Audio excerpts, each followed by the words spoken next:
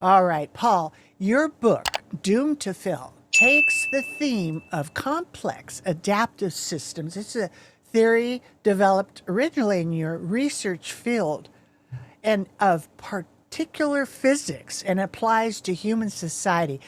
That sounds huge. Maybe you can make it real simple and explain and expand the idea for us. Yeah. Well, complex adaptive systems, it was an idea originally developed in physics in the late 1980s, 1990s, but now it's gone to be used in very widely in biological systems. It's used a lot now in artificial intelligence as well.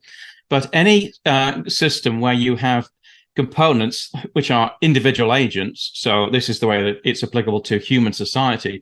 People have individual agency. They have many motivations, encouraging them to do various things that they want for themselves, things their family want. They're influenced by their neighbors or people they see on TV and so on.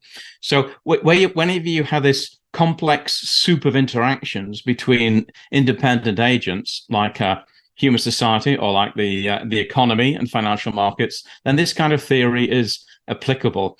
And these systems have a number of very important properties. Their complexity means that they're highly non-linear. So we're used to linear systems. You make a small change in an input, gives rise to a small change in the output.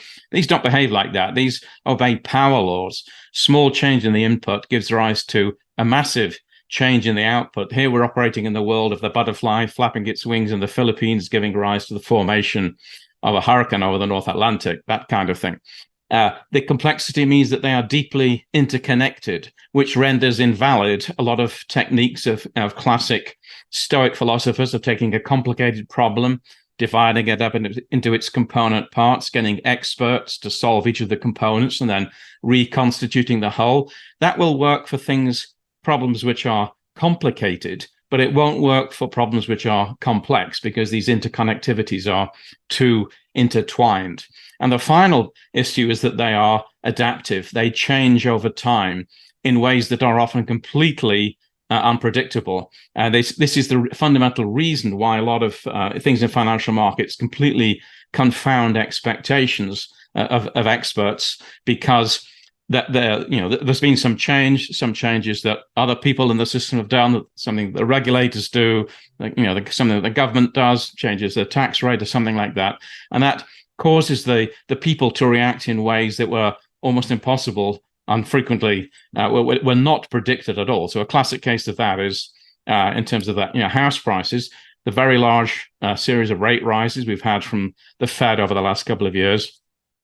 Biggest series of rate rises, and that's increased mortgage rates, the fastest set of rate rises, at least since the Second World War. Normal conventional expectations would be that would hit house prices. But house prices haven't gone down. They've been very, very strong, if not risen. So why was that? Well, the reason was, ex post, you can see the reason was a lot of people had mortgages at very attractive rates. And when rates rose very sharply, they decided they didn't want to sell their houses. They didn't want to move because they'd have to replace that mortgage with a new one at a much higher rate. So they decided to sit tight. They withdrew their house from the market. And so the inventory collapsed. Now, there are still people who want to buy houses, that they need to move, or they need a larger house for whatever reason. But with a collapse in inventory, and there's strong demand, and house builders haven't built as many houses as at the rate that we need, given the household formation. So that supply and demand imbalance means house prices remain very strong. So that's a good ex post rationalization for what happened. But I don't know anybody who forecast in advance that would happen. I think everybody was expecting to see house prices crater, given the large rise in mortgage rates that we've seen. Right. But that kind of thing is typical of complex adaptive systems. Right. Well, in your book, you say the world has recently been undergoing simultaneous crisis, four Yes. distinct complex adaptive systems, which Yeah. have been interacting with each other and make it simple for us. That's right. Right. So the four systems which have been in crisis really for varying lengths of time. One is the political system. Oh, That's been in crisis really since the global financial crisis of 15 years ago. People have increasingly come to think, given the way in which the Fed responded to the crisis, and in my book I talk about how, in fact, the Fed actually caused the crisis. People come to think that the political elite, the business elite, are running the system, running our economy, running our political framework largely for their own benefits. There's a protected elite class who are creaming off much of the benefits of productivity gains and much of the benefits of our economy. And for many people, the American dream is no longer working. And there's increasing wealth disparity, increasing dissatisfaction with the way that democracy is delivering results and the way that capitalism is delivering results. And that's very unfortunate. But much of that arose as a result of, one thing is globalization and the hollowing out of a lot of middle-class jobs in America as labor was shipped to, or we took advantage of cheap labor in China and the Far East.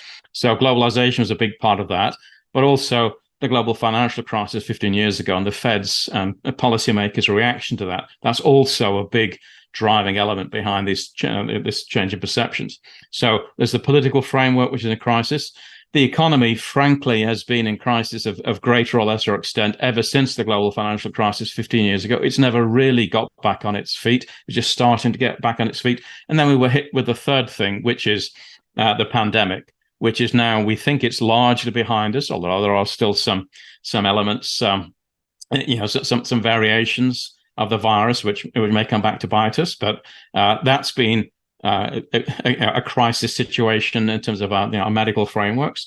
And then finally, there's a long, slow burning crisis in terms of the climate. And each of these systems by itself is complex and adaptive, and it's been in crisis, but they are interacting together. And that's another classic behavior of such systems. So, for example, a classic one is I talked about a little bit about the interaction in the political crisis and the economic crisis and the Fed's reaction and policymakers' reaction to the Dodd-Frank Act and how that exacerbated political problems.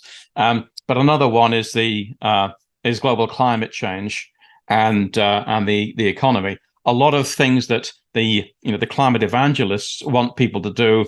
They want a quick acceleration in the adoption of renewable energy sources and stopping spending money, stopping investing money in carbon-based technology, so oil and coal and things like that.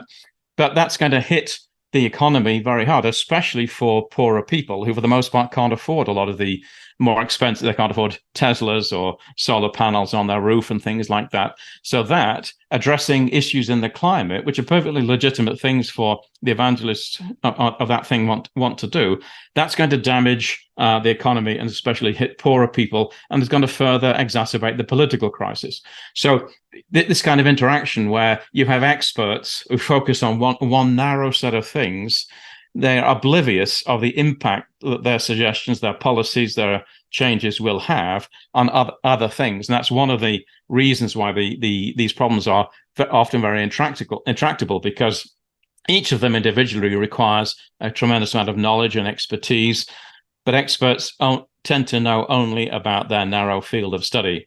And these problems, we need people who have, and our policymakers, our politicians, our political leaders, we need people who have a good understanding of a whole suite of things, politicals, in terms of the politics, in terms of the economy, in terms of global climate change, and in terms of the pandemic. So they're very, very difficult situations to deal with, and policymakers inevitably make mistakes when they're dealing with faced with such complexity. Absolutely. And you got to have it figured out before you make all these changes. And a lot of Yeah, people are suffering. And that's partly why the economy is so rough right now right. and going to be worse. In fact, the other side of the planet is meeting right now and creating another currency, right? The BRICS. They're going to attempt to do that. Their Yes, attempt, and the it's not BRICS, going to yes. happen like that. It's a process, but it's a reflection. So you talk and you relate the underlying mechanism, which makes democracy and capitalism the best organizational principles, Yeah. right? Yeah. So the reason why I suggest that is that, as I've explained, making the policymakers, our politicians, our leaders, it's their job to make decisions, to make policies, make decisions which will influence our lives and control our lives to a large extent. Given the complexity of the problems that they're dealing with, inevitably over time they will make mistakes. Maybe we have really smart people, or more likely they get lucky and they make decisions which work out well, and we laud them and we re-elect them when they do that.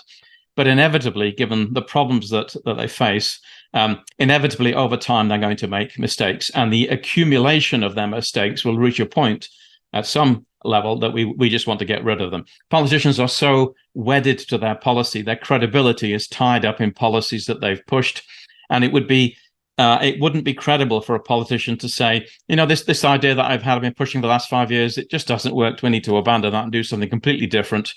They would lose all credibility if they tended to do that. So the only way society can take a new direction and bring in new policies is to get rid of those failed leaders. And democracy, this is why democracy is the best form of governance, is because it naturally has, with elections, we can naturally remove one set of failed leaders and replace them with another set peacefully. And we know that when we elect a new set of leaders, they're going to go on to fail in their own way too. But nevertheless, the very fact that we can press this reset button periodically, every 4 years we have elections, more frequently for some kinds of elections, but every 4 years we can bring in a new set of leaders if we so wish and get rid of the old, and that provides society with a natural safety valve, release valve. It's very cathartic, and that's why democracy is a good framework, because it has that release valve. In contrast to that, in autocracies, so Xi Jinping's China and Vladimir Putin's Russia, where they held elections, but Putin's the only person who stands, and it isn't a fair election at all. In autocracies, the leaders make mistakes just the same as they do in democracies, but there's no peaceful means of removing them from power. There's no release valve. Failing leaders in China and Japan and the other autocracies, they double down on their mistakes. They double down on their failing policies. They repress their own populations. They wage war on their neighbors to distract their populations from domestic political problems at home, such as what Putin is doing to a large extent in Ukraine. And so autocracies are much, much more likely to go to war against their neighbors and to repress their own people. They're very dangerous places. So the United States, as a long-term strategic policy goal, in my opinion, should have the idea of trying to encourage other countries in the world to become democracies, because that's the way in which we will make the world a safer place. Now, you asked about, well, how does that relate to capitalism? Capitalism grew naturally out of the Industrial Revolution in the United Kingdom in the 18th century. But capitalism is the same underlying mechanism applies there. The overwhelming majority of businesses fail within their first 2 to 3 years. We see signs of successful businesses, the tech giant and so on, and the success of the tech entrepreneurs. That gives us a false impression that running a business, founding a business, running a business, making a lot of money, it's easy. But that's simply not the case. The overwhelming majority of businesses fail, and capitalism is a filtering mechanism to quickly filter out the bad businesses, the bad ideas, and kill them off without destroying too much capital, so that there's enough capital left over to support the successful big business ideas, the good ones, and they can go on and propagate into the future until, through Schumpeterian creative destruction, they too are outcompeted by a new business which is more successful. So capitalism is a natural way of an economy, the economy and financial environment replenishing itself over time, preserving capital and moving forward. In contrast, centrally planned economies and industrial policies of governments that have those, such as we have in the United States, they have a long track record of failure. The assumption that people in those running those policies make is that the country is run by the great and the good, that they're more intelligent people, they will make better ideas, they've got the lowest cost borrowing power of the state to back those businesses. How could they fail? Well, of course, they fail. The great and the good have got no better means of predicting what businesses are going to be successful than has an ordinary entrepreneur. But when those businesses, having the full capital backing of the state, when they fail, they destroy huge amounts of capital. And so those centrally planned economies, as I say, have a long track record of running bad businesses. The people running the business are more interested in protecting their own privileged position than they are in serving the needs of customers. Right. So they are much less likely to be successful. Exactly. So where does the role of central banks play into in particular, the Federal Reserve? Well, I think that the Federal Reserve has messed up two things really badly. One is its management of monetary policy, and the other is its regulations of the banks. And I talk about both of these elements in my book, Doomed to Fail.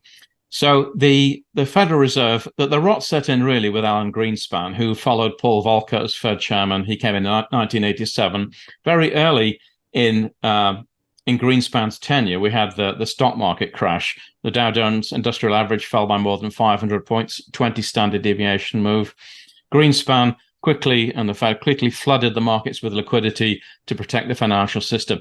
A reasonable policy at the time, except the fact that liquidity wasn't withdrawn rapidly enough. And he did similar things thereafter. In 1992, there was the European exchange rate mechanism gave rise to somewhat of a crisis and a fall in the stock market. And again, the Fed made the same action, flooded the market with liquidity. 1994, a similar thing. 1997, Asian financial crisis. 1998, Russia default, long-term capital management hedge fund collapse.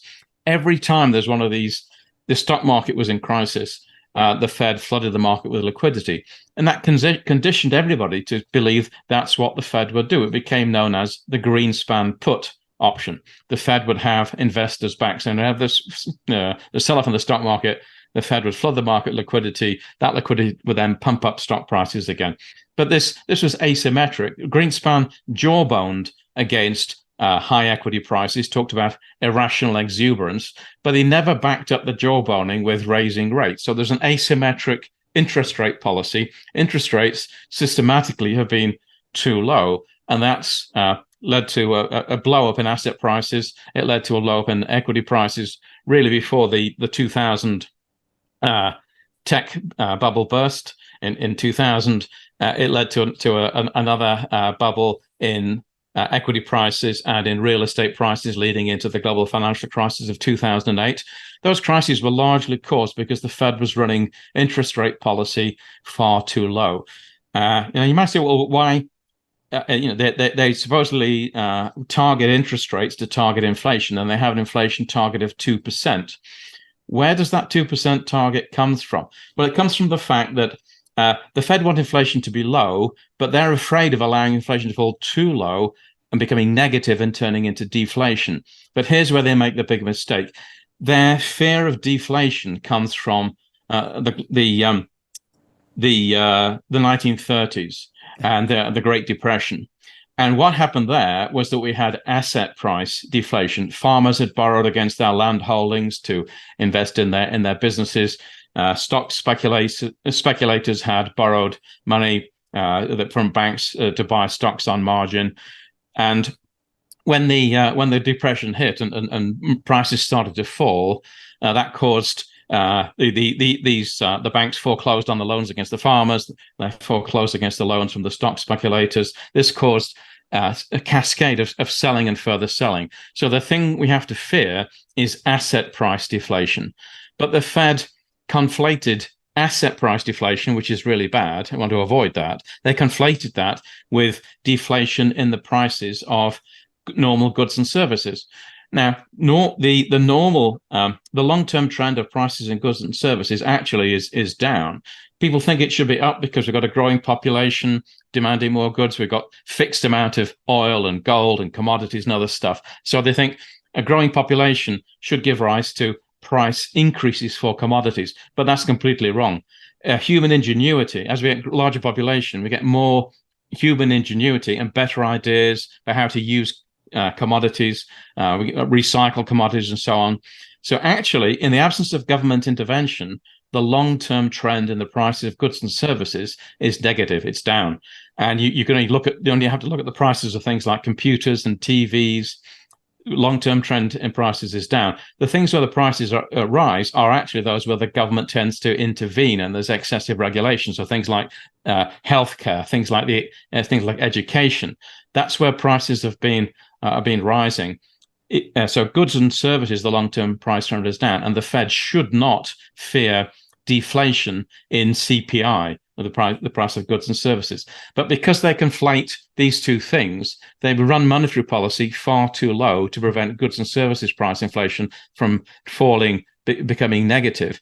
In the course of running interest rates too low to prevent that, they gave rise to a bubble in asset prices, a bubble in real estate, and a bubble in equities. Well, what happens when you get a bubble? At some point, the bubble is going to burst, and then you get deflation. So because of the Fed's stupidity, frankly, and misunderstanding how the economy works, misunderstanding the difference between asset price deflation and normal goods and services price deflation, they target the wrong thing, and they actually bring about the very thing they should care about the most, which is asset price deflation on the back of a bubble in asset prices bursting. Right. So that's so that was a really bad mistake. Yeah. Well, you suggest the Fed has failed spectacularly in the management of money policies and its regulation of banks. How many are on the watch list right now?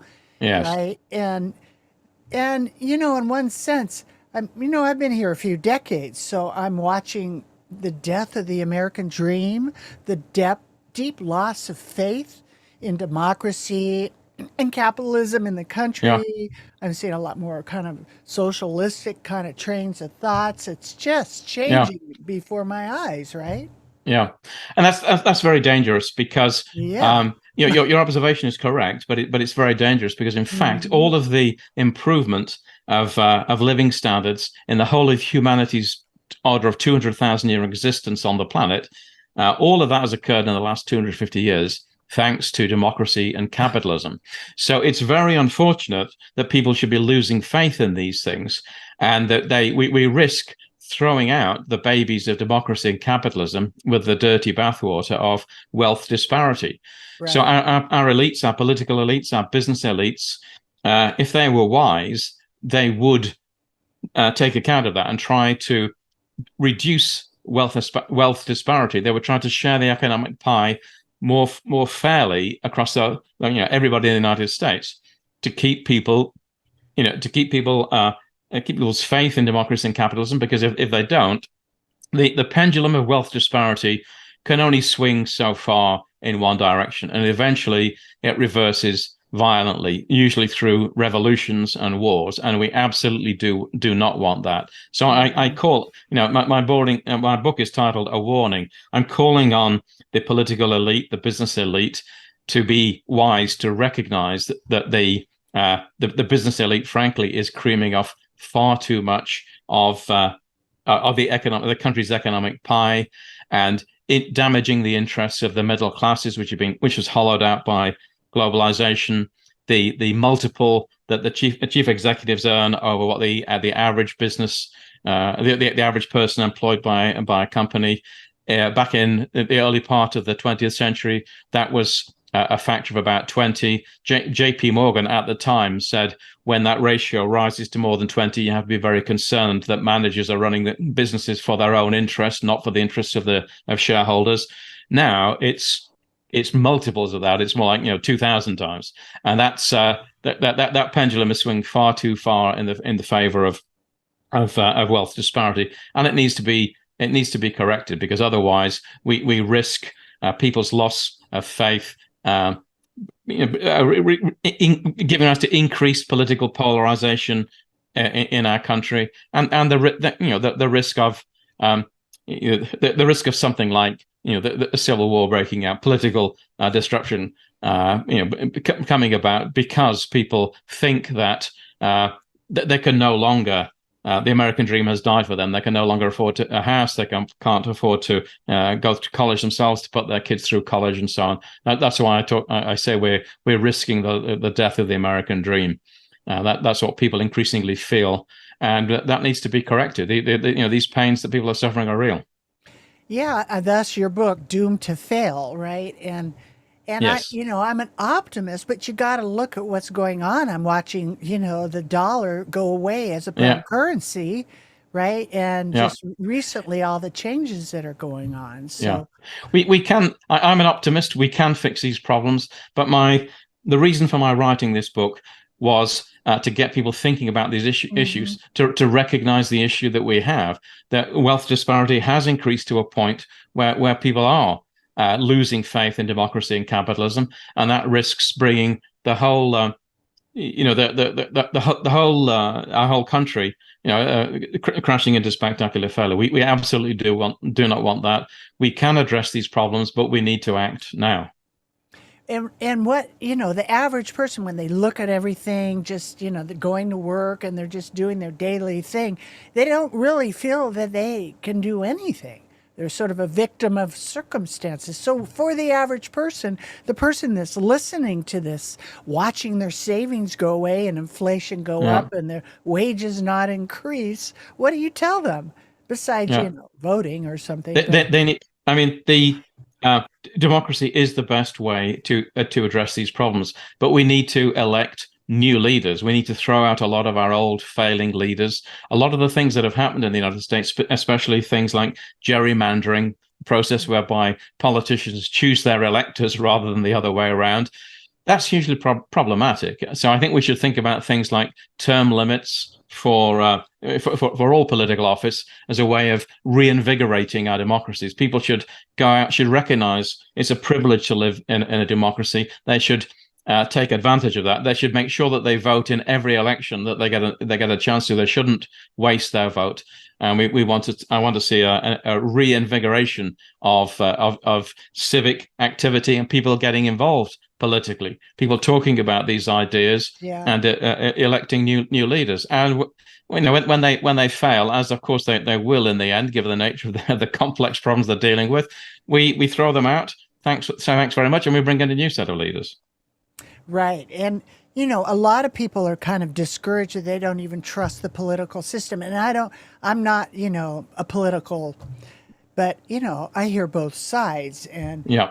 so it kind of feels like it's now or never, Yeah. it's right I, now. I, I think I Mhm. think we certainly elections in the United States came under a lot of stress in the last few years in the 2020 presidential election, but our political institutions held firm, thank goodness. I'm glad that we did. I think we can have confidence in the results of our elections, resulting from that. However, there is a problem in that in order to get elected in the United States to any sufficiently important political office, you need to be extremely wealthy. And then we Yeah. see our elected politicians having become elected, having got for themselves positions of power. They act in ways to further enrich themselves and do things, frankly, which if we tried to do those things, we would be found guilty of insider trading. So Yeah. there's a lot of those kinds of issues where they Yeah. use privileged information that they have, given their political office, to enrich themselves. That kind of thing has got to be rooted out. We need to root out that kind of corruption. We need laws against that, and we need to bring in politicians who will introduce those laws. Well, I think your book, Doomed to Fail, can actually be a positive thing as a warning side, like, turn right. That's There's a that's cliff exactly up why ahead. I wrote it, to Right. try to spark this kind of interest in a political debate Yeah. and get Have a people to be more conversation. engaged in this issue. People don't, and we've lost being able to talk about things. I mean, because to me, when I look at the political system, I just see a uniparty. I don't even see two sides anymore, really. Yeah. It's all become one thing because all the things that you've said. Yeah, I mean So, that's often the case. There's far too much money in our politics. There's far too little difference in terms of people's political thought. We need more diversity of opinion. and be able to talk with each other and Yes, disagree nicely, right? disagreement is absolutely fine. Nicely, but Right. be civil Be about it. civil, But right? listen to your neighbor. Listen to the person you're talking Right. to. You don't have Right. to agree with them. They don't have to Mhm. agree with you. But you can be civil. You can have an engaged discussion. And We- listening to what other people have to say Right. is the best way to Yes. understand their view. And maybe maybe they've got something Right. important. Maybe got some good ideas in what they're suggesting. And your explanation and a lot of it, it's very technical, but it makes sense. And I people, think so. I think it would be really good for people to check your book out. Maybe tell them how to get Doomed to Fail, how to get a hold of your book. This is a pre-publication copy of the book. The book Okay. has now been published. It's available, of course, on Amazon and Barnes and Noble and the major sites. But you can buy it also directly from my website, which is called www.paulsinsights.com. That's paulsinsights.com, and that's the cheapest and fastest way to get hold of a copy of the book, either as a physical hardback book like this, or as an ebook or you can read on a Kindle. And I've just last week completed narrating the book as an audio book, which will be released very shortly. So if you're too busy to have time to read, but you can listen whilst you're driving your car or something like that, then you can listen to the audio book too. That's it. And you've turned something very complex, because it is complicated, into a clarity, and turn chaos into opportunity. So that's why I invited you on to I talk like to think about, so. right, and to talk about the doom to fail. And it doesn't just inspire, but it lights a path to a brighter financial future. And so I'm really happy that we got to have this conversation, and I really do hope that people will wake up and take a moment to look at everything that we've been talking about. It's so important. That's great, Chris. Thank you And very much indeed for inviting me onto the show. It's the Paul, pleasure's all been mine. thank you so much. I appreciate it. Thank you. Okay, bye Okay. bye. All righty. As the echoes of transformation reverberate, we bid you farewell, knowing that today's episode of Money 911 isn't just an experience, it's a catalyst for a new beginning. Paul, thank you for igniting our minds and sparking the flames of possibility. That wraps up this illuminating episode of Money 911. Remember, every challenge holds the potential for greatness. Until we meet again, I'm Kris Miller, encouraging you to dream boldly, embrace the journey of financial evolution. Healthy money, happy life. Create income you'll never outlive. There's so much to learn about healthy money. I hope today's discussion brings you one step closer to securing and protecting your future.